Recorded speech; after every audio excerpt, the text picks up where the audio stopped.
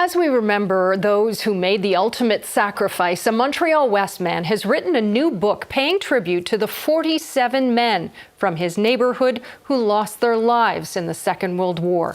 The book is called One Town and a Very Long War. Author Robert Drummond joins us now. Thank you very much for taking the time. Well, thank you for taking the time for me, Debra. Well, I know that you're an ER physician as well at St. Mary's, and you are taking a break to talk to us, so we won't keep you too long. I'm curious to know how, first of all, as a doctor, you became interested in researching the connection between Montreal West and the Second World War.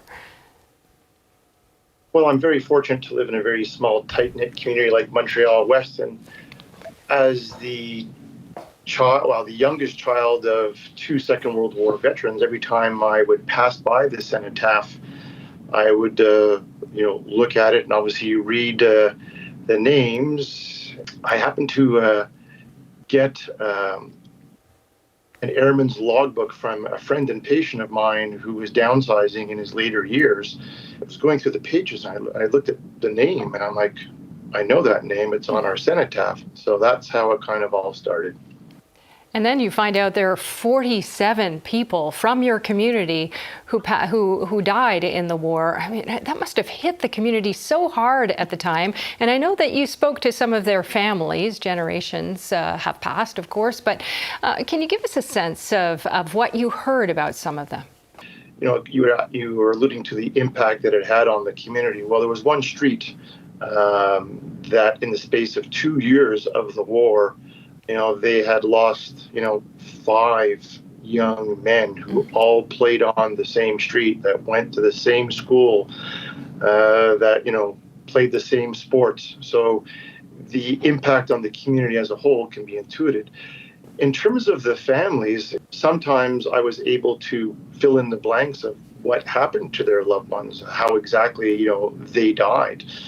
And in turn, they would fill in some biographical gaps that I, encountered when I was doing my research. There was one gentleman, Robert Stansbury, who is the uncle of our town librarian.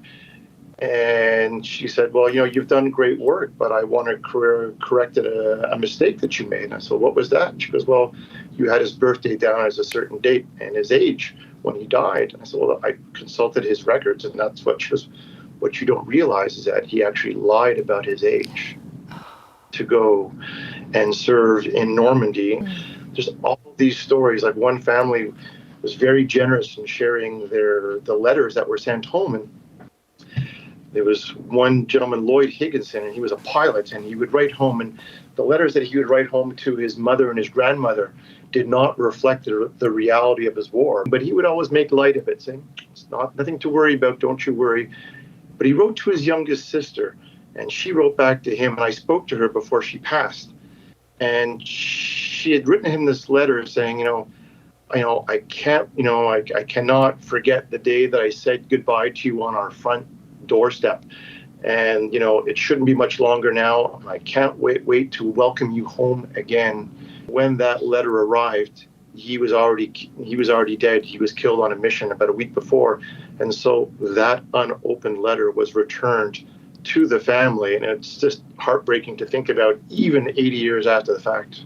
Such devastating stories, actually, very much heartbreaking. So we're talking about it now, but you think that we shouldn't be talking about this once a year. We should be constantly thinking about this. What do you have in mind about how we should approach this? It should be active and not passive. And so I can tell you that even when the placards that adorn the houses in Montreal West where these men once lived, and the banners that hang from our street posts on Westminster are taken down, I'm not alone, in quietly acknowledging the residences where these men once lived.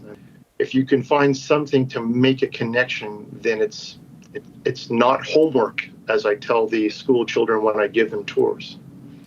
Thank you so much for sharing these stories and for, the advice to keep it going, to not forget.